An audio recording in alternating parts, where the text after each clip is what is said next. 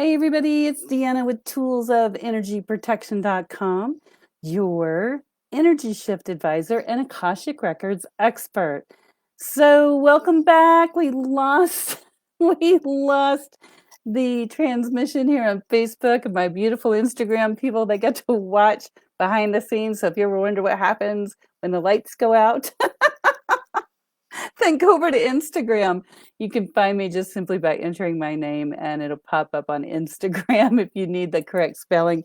It's right up here in the top of Facebook. So anyway, it crashed. The system crashed. Maybe that's what happens when deceased loved ones speak to us. Anyway, not really. It was operator error. So welcome back. It is March 16th, 2021, and this is Tuesday Night Live. And I'm so happy to have each and every one of you with us tonight. We are talking we're talking about the pressure in our ears that a lot of us have been feeling lately. And we're also talking about can deceased loved ones speak with us. But before we get there, last week, if you remember, we announced the winners to the contest. Everybody that went over to YouTube and put questions right down here in the feed. I was looking for the most fascinating and the most interesting questions to answer live on Facebook. And so many of you went over there, and we did have some winners. So let's just make sure that, uh-oh. I know I wrote those winners down. Well, I'm having all kinds of challenges tonight. Here we go. So I'm going to announce the winners again. If you're a winner and you haven't reached out to me, please either go to up here, I think it says message me in Facebook, and send me a private message with your email so I can get your prize to you, or your phone number so I can reach out to you if you've won a session. And you can also do the same thing by going to toolsofenergyprotection.com, click on contact, and get my email. So our winners from last time was Dawn. She won a 1 month free in our Energy Shift Inner Circle. Leslie Maltese, you also won. Please reach out to me. Nicole won a free session. Brandy won a free session. And Jessica won a free month joining us on the Inner Circle. And the Energy Shift Inner Circle is a fabulous place that I have gone to. If you look back at some of my old videos, I'd hold up the Schumanns and tell you about the frequencies, what's happening on the planet. And I wanted to expand that. So I could expand people's education and, how is that affecting us and what can we do about it? What tools can we use? And how can we utilize that beautiful energy to burst ourselves forward in the future? Did you know that when the ionosphere changes on the planet and affects our personal selves, we can use that energy to propel ourselves forward, to heal, to grow, to do all kinds of things. So if you'd like to join us and know what's happening, we also talk about food choices when it's appropriate, what's happening inside of our bodies, so that you're not so lost all the time. And that's what the Energy Shift Inner Circle is about. It's a beautiful place of community, and it is growing every day. So that's what we're doing. You get tips, tools, and techniques on how to help yourself go through these changing times, and what those energies look like coming to you, so you be ready so that you can ride the wave, and as opposed to sinking down like so many of us can when we're not aware. And I'll also give you a little powerful affirmation each week so that can carry you forward. So we'd love to see you there. It's going to be Wednesday night right now. It's scheduled on Wednesday night at 7:30 Mountain Time. So if you want to join that, please go to toolsofenergyprotection.com, click on Energy Shift Inner Circle, and sign up. Again, the videos on there more weighted towards the Schumanns, but we share a lot more than that. And then I step back and let group members, help each other. And we also have a Facebook page where you can get together and chat. So let's get to our first question tonight. Again, thank you so much, everybody who came on live and then who came on live when we had the outage there. So hi to Carol. Hi to Samantha. Hi to Chelsea. Thank you. That's so sweet. Hi, Angie. Glad that you made it back. And hi, Deborah. And looks like Floor over here. Glad to have you on Instagram. All right. So questions tonight. This is a pretty exciting question. So for the last year or so, I've been talking about the high-pitched whine or twirl in the ears that people started hearing more and more consistently. And if you remember, about this time last year is when we were headed into the COVID year. and now we're in post-COVID. And a lot of star seeds were waking up, and people felt like they had a mission and they had things they needed to do. And they're like, what do I do? Where do I go? And all kinds of you beautiful star seeds, highly sensitive people and empaths were waking up, and it was amazing. But you didn't know what to do or where to go. But a lot of you heard that high-pitched whine in your ear. And the high-pitched whine tells us, basically, it tells us the information that we need, and it gives us healing energy to access. It took me a while to work this out with my guides, but what I found out is that that high-pitched whine is a hertz or a frequency. You know, like you can hear me tapping, that's a frequency. Or when you play the radio, that's a frequency. And that high-pitched whine are people that have an attunement, you know, in their skulls and actually the amygdala, and they are able to sense, just like a dog. You know, if you blow a whistle that looks silent to you and me, and the dog comes running because they can hear it, well, congratulations. Not that we're dogs, but we can hear this high-pitched whine. And that high-pitched whine is a signal to us. It gives us access to healing energy. It gives us information, although we might not be consciously aware of it, because we're navigating this world. We're navigating what's happening right now on this planet. And if you don't have a GPS, so to speak, you're kind of lost. So the question that came in from our last contest was, I'll pull that up here so I can get it right. Let's see here. So Don Larson says, what is the meaning behind a negative pressure feeling in your ears?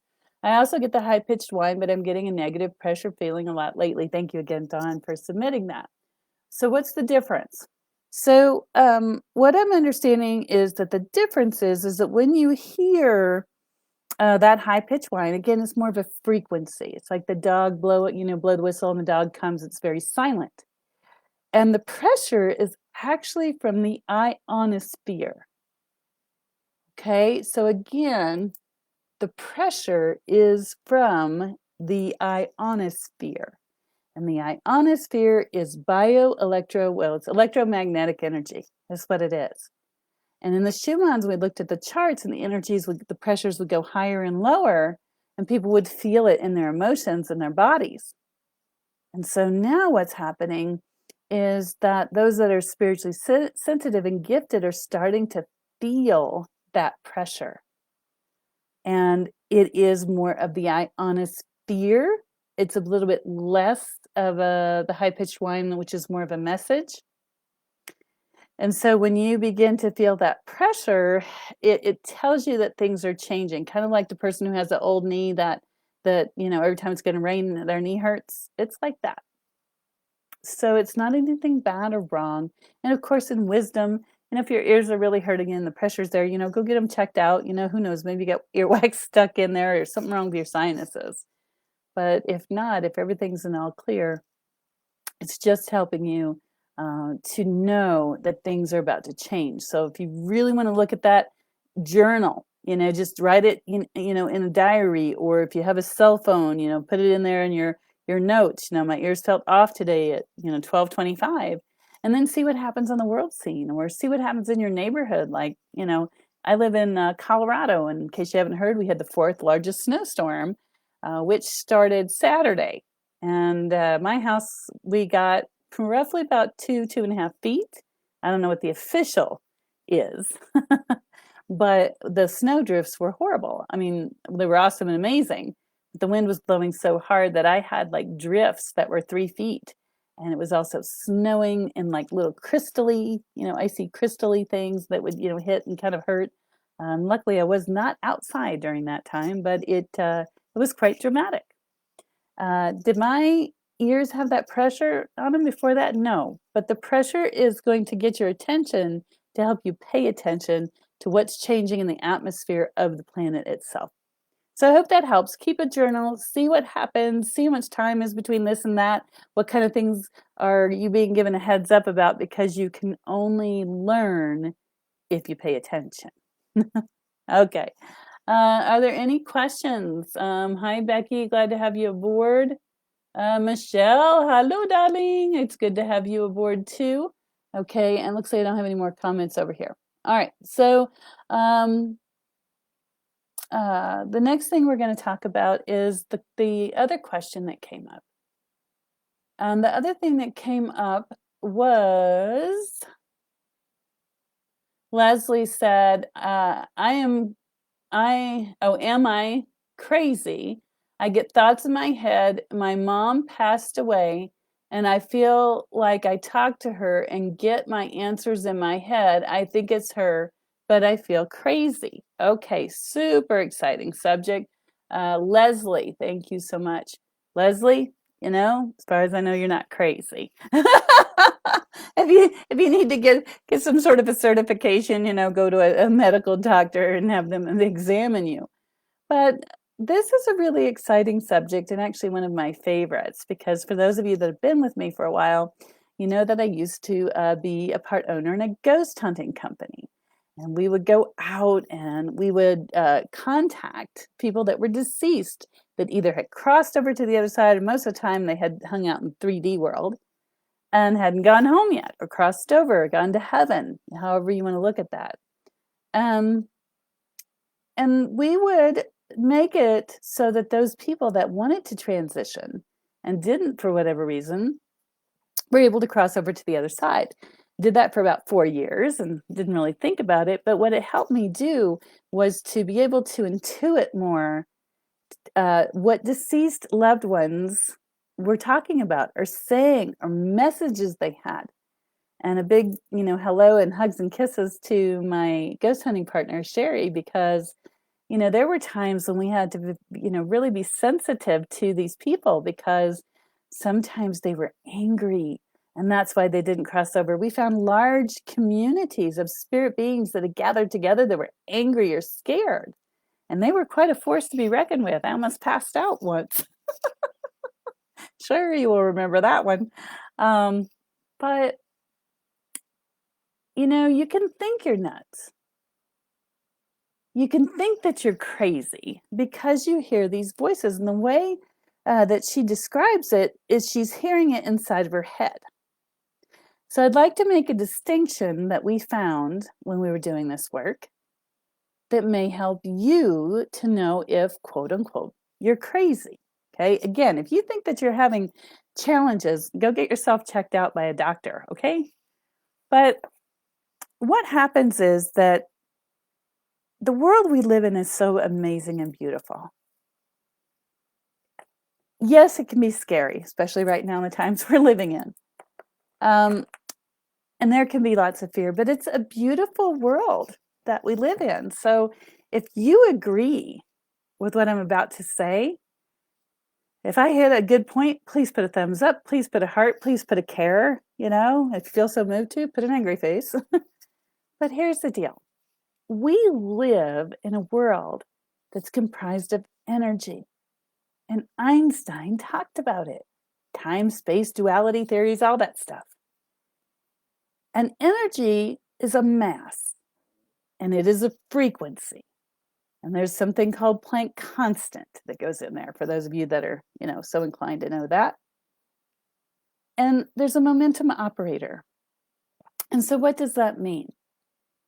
Well, if you have a baseball, it's just a baseball. You're just holding on to it. It has mass. It's pretty heavy, by the way.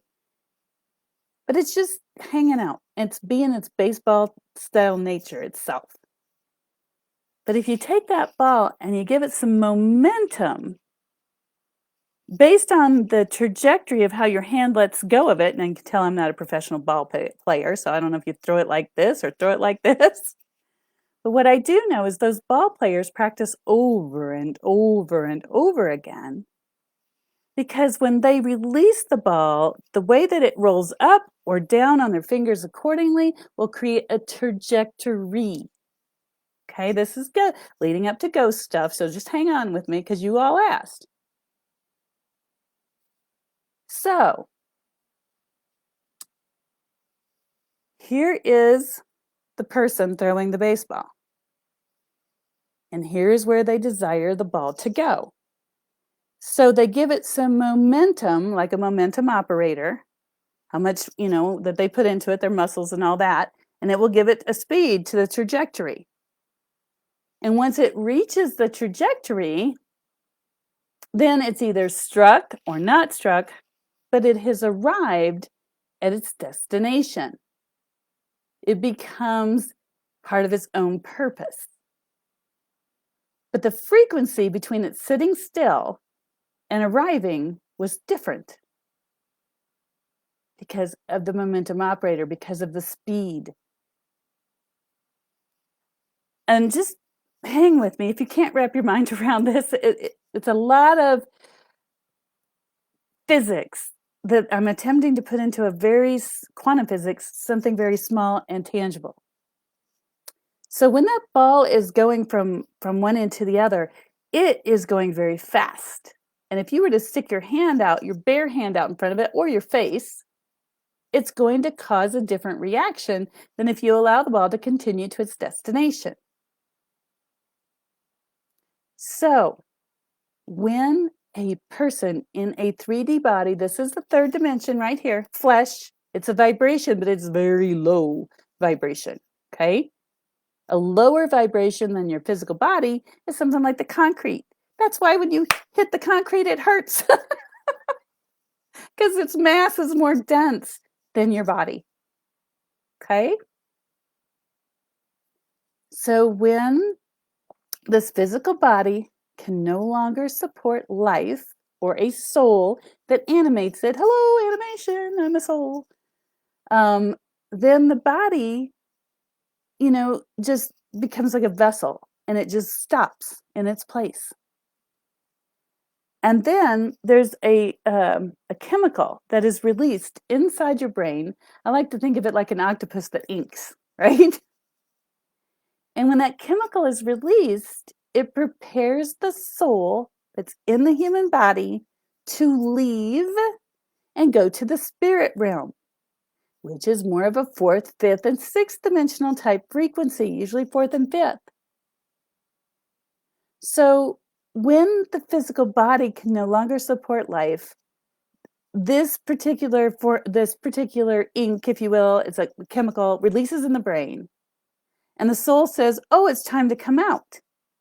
That's why you have a lot of near-death experiences, because people don't go and they end up staying in their body, but that ink, if you will, that chemical's still been released, and so their brain has been shifted where they can now see things that they couldn't before. A lot of near-death experience people freak out.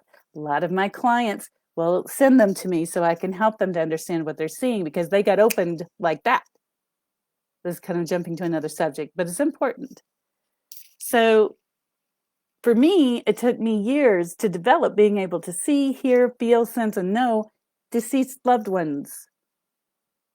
But the people that have a near-death experience, it comes like that, and all of a sudden, they think they're nuts. They're not nuts.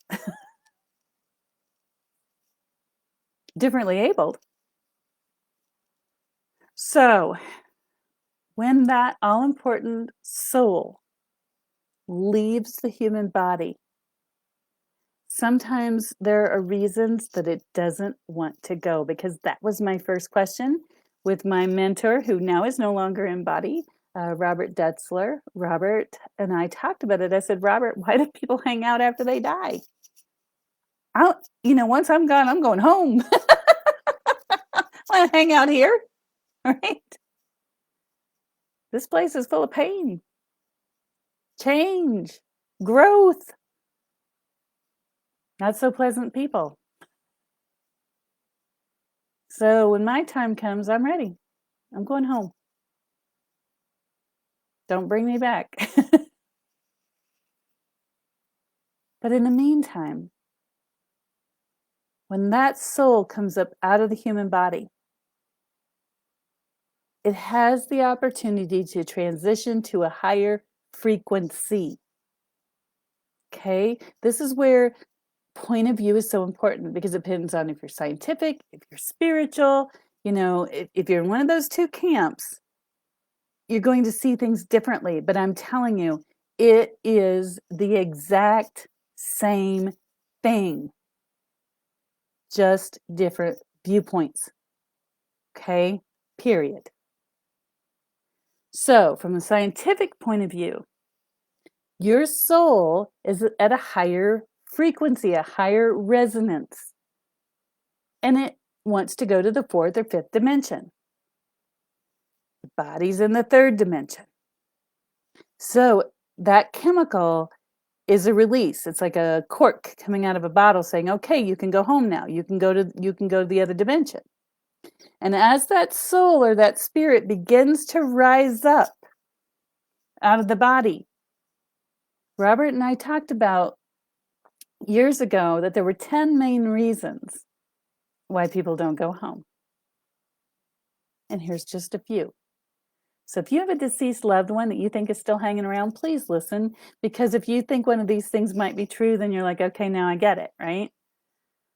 First thing is unresolved business. And that's a standard 101 ghost hunting thing. Oh, this person roams the halls because they have, unresolved business. It's true. Sometimes they hang out because they don't want to leave a spouse behind.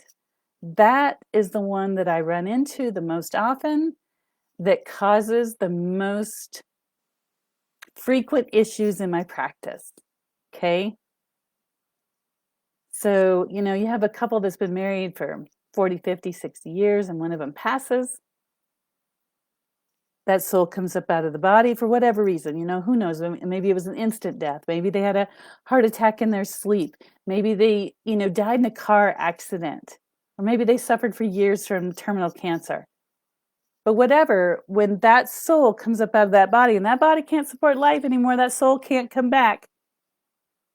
It sees the light. You ever notice in the near-death experience, they talk about these huge lights that they see and people waiting on the other side? That's the fourth and fifth dimension. Depends on how far up you're accessing. And that's what they're seeing, and it is so beautiful. But for whatever reason, they haven't transformed their mental thinking from the human experience to they're going home because they're still so invested in this experience that they're like, I can't leave my husband behind. I can't leave my wife behind. I can't do it because you two were so close. You were soulmates, flamemates, whatever. And so what happens is that opening for the frequency for them to cross over, to go home, that frequency will only be resonating at a really huge level for them to go their little opportunity for 3.5 Earth days. That's why the Judeo-Christians, mostly the Jewish people, would bury their loved ones within 3 to 3.5 days after they died. That's why they put the black cloth over the mirrors. 3.5 Earth days is all the longer that hole, that frequency is open. And if they don't go home during that time, it will close. Now, as we've gotten over the last 5 years, 5 years ago, I would have told you that was the absolute truth. But as you know, we're on an ever-changing and growing and evolving planet as my work evolves, with the planet. And so when you about 5 years ago, it started to change, and they said the veil was thinning. I'm sure you've heard that if you're metaphysics, the veil was thinning between the worlds. And what that meant was that it was easier for people to ascend or cross over, even when that space had faded. That 3.5 day space had faded. They could still kind of find that frequency and go over. But it's tougher. And so it takes somebody who knows how to open that veil, who knows how to open that frequency to provide the opportunity for that loved one to go home. And that is a large part of my work.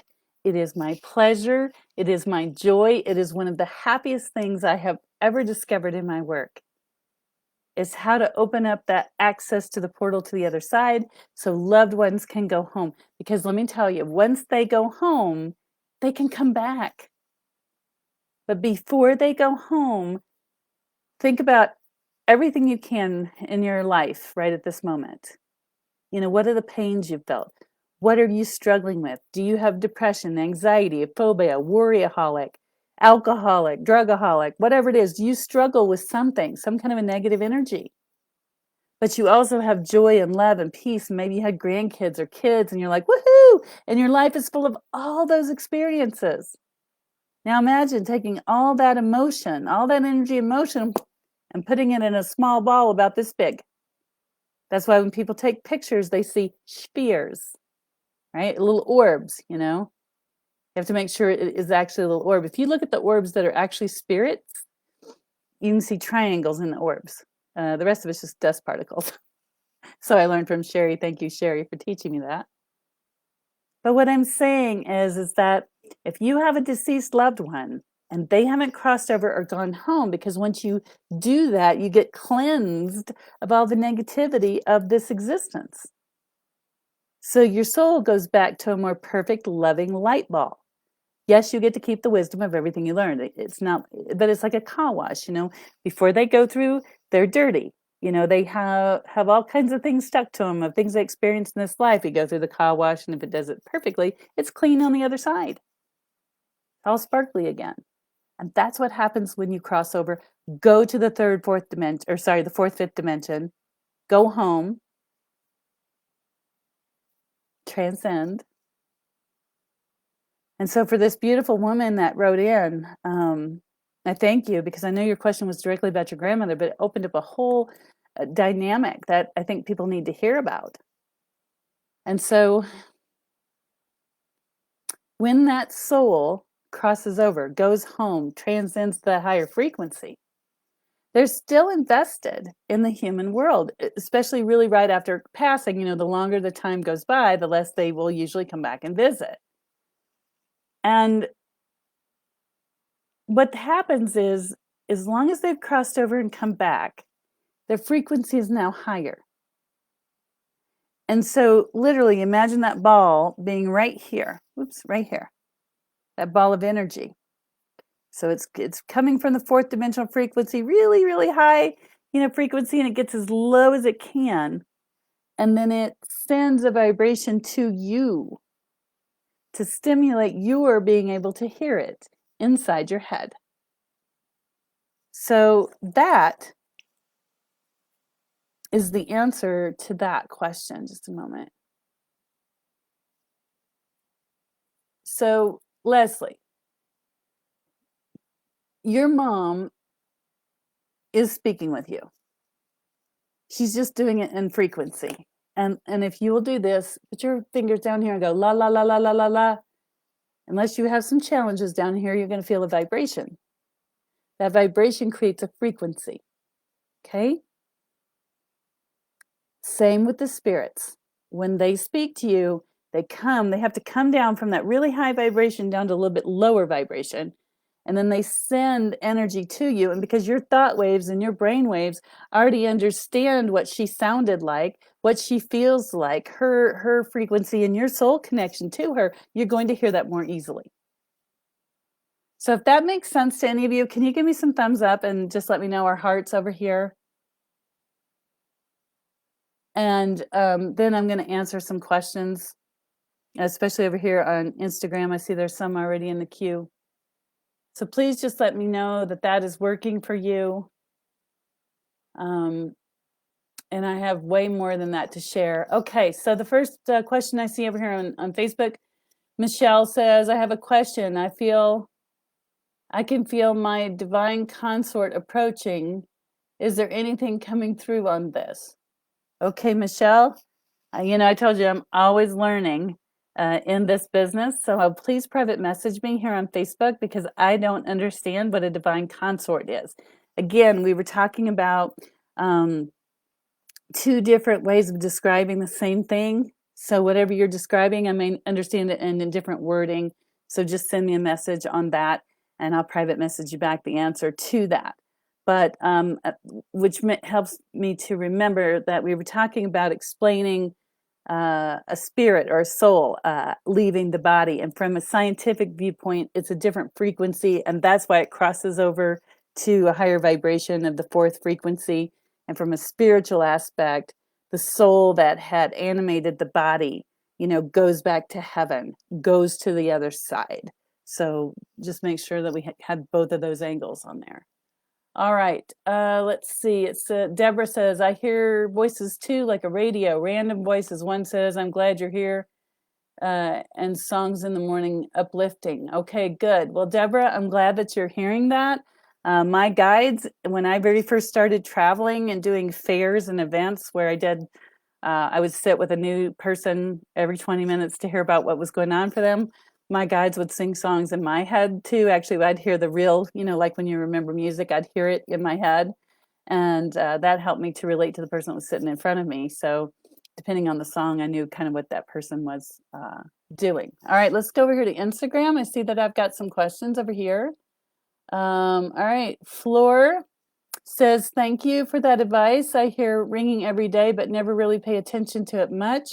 So I'll definitely write down the times from now on and what happens around me. Good, Floor. It is so important because that will help you to tune into what you're feeling, sensing, or knowing. All right, Princess Sarah says, I've woken up by someone telling my name or knocking. I have even said what? Yes, Princess, that is so important. Can you all give me thumbs up, or I think over here it's hearts. If you recently have heard what you think is a knocking, like at your door, like at your front door, your bedroom door, how many of you are experiencing that? Because that's been happening to me too. Kind of freaky. Look who's talking, right? Anyway, let's see here. And she says, someone yelling my name. Okay, Princess. Sometimes when you're in between sleep and awake, that's when you're more sensitive to hearing your angels, your guides, spirit, God, source. And so they will actually, if you're almost asleep, you ever notice when you're almost asleep, they'll yell your name and it wakes you up? Well, it's because they're telling you, come on, hurry up, because you're going to travel astrally.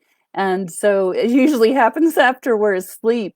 And sometimes they're just a little bit sooner than our brains are asleep. So that's a good one. And on the knocking, make some notes to yourself about what's happening when you hear the knocking.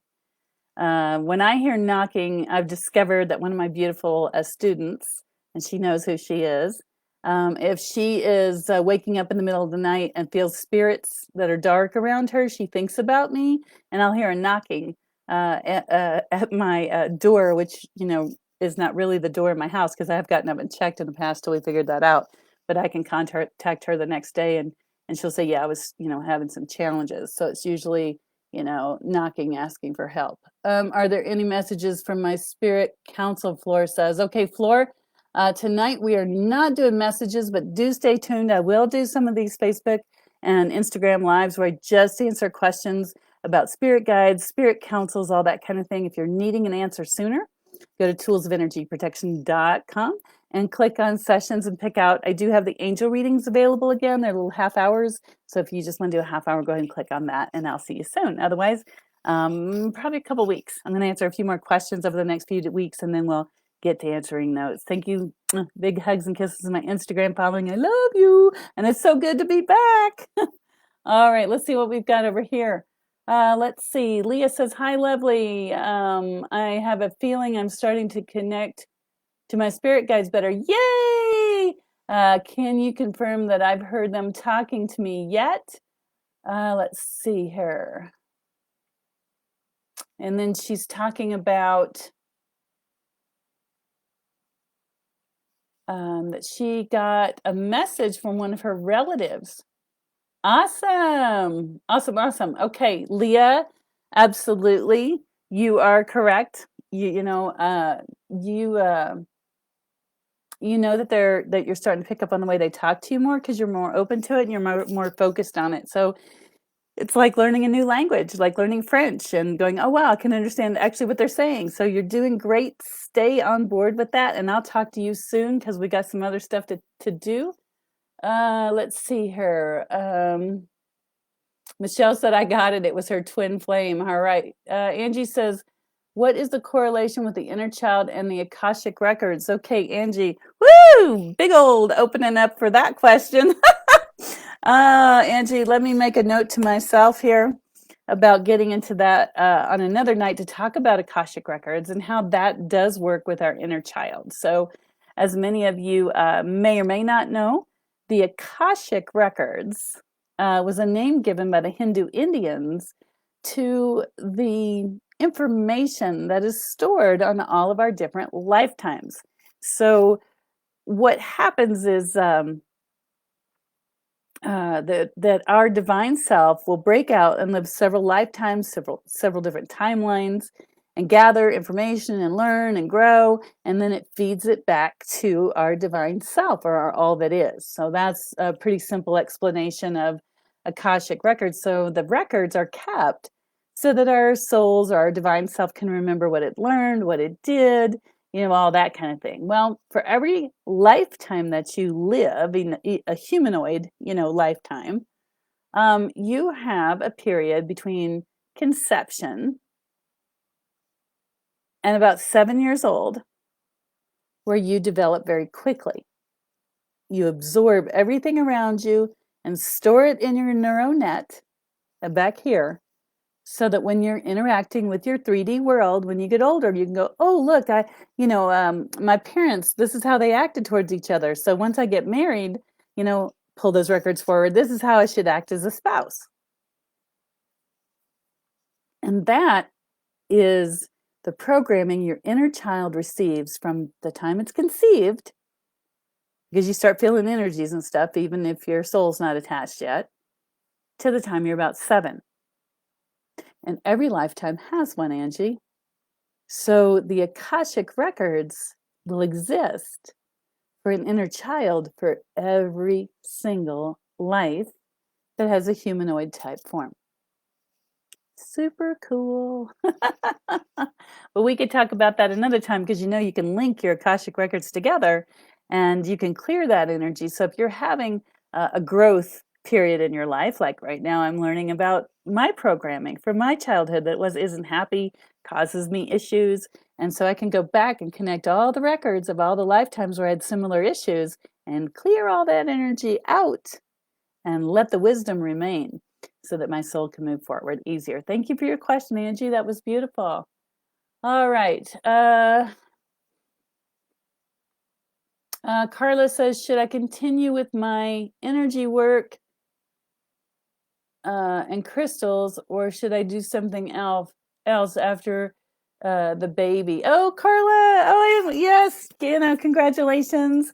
I'm so super excited. It's almost time for your new life to come into being. I'm going to ask you to sit with yourself and think about that. There's going to be some time when you're going to be not mobile, just because of the physical body and the amount of work and weight, that it's done. So I feel like you could do some of that more energetic work for a while, but you're going to, about 3 months, it's going to take you to rest. So you want to find something else to do during that time, because you won't have the full ability to power up. All right. Let's see here. That looks like it's it. Any more questions over here? Flora, you're very welcome. And Circle of Mare, hi, how you doing? But that's it. We are talking about, that's not, sorry, got to quit saying that. But that's what we've been talking about tonight. We want about the pressure in the ears. So again, the difference between the pressure that you're feeling on your ears and the high-pitched whine, especially if it goes back and forth.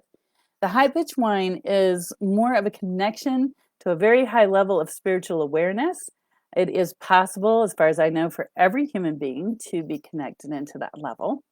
And the ionosphere, which is the pressure. So again, the pressure around your ears is more about feeling the ionosphere of the planet. Sometimes people have a knee that acts up right before it rains. That's because that part of the body has been weakened and it feels the ionic pressure. So again, please start keeping notes. You might even look at the barometric pressure if you like, or look at Schumann's frequency if you like, and see what's happening. Hi, Christy.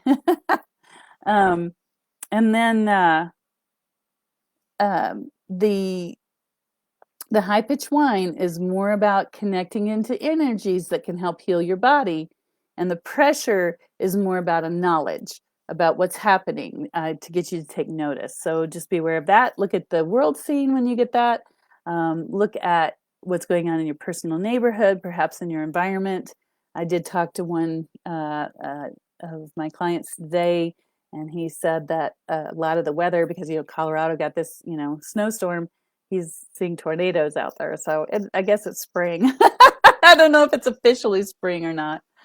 But if you would like to learn more about the frequency on the planet and how does it affect you? How does it affect your emotions? How does it affect your relationships? And for those of you ladies that are going through any of those times with hormones, how does it affect your hormones? Did you know that the Schumanns can actually, have a havoc on your hormones? So, and the other thing is there are creative energies that come at certain times. And so the Schumann shows us that. And so in the inner circle on Wednesday night, 7:30 Mountain Time, if you can't make it, we'll send a recording out afterward and you can watch that. And it's at toolsofenergyprotection.com and click on Energy Shift Inner Circle. And you can get signed up there. It's month to month. So if you get on for a month and you just can't stand it, go away. If you get on for a month and you're like, woohoo, then tell a friend and stay on. And then, sorry, I'm actually listening to my guides as I'm attempting to wrap up, tonight. Is kind of challenging to talk to two of them at the same time. Oh, my guides are telling me to go back and talk about what happens when you have somebody, a deceased loved one that's talking to you that hasn't crossed over. They're saying that that's affecting one of my audience members tonight. And thank you for every one of you that write back to me after I do these broadcasts. Sometimes you watch them days, weeks later, and you tell me, oh my gosh, that was me. You're talking about somebody who had this and that was me. So thank you when you get back to me, because I just tell you what I receive. And it's so nice to hear back from people when they validate that the right person received the message. Okay, so hang on, they're talking to me again.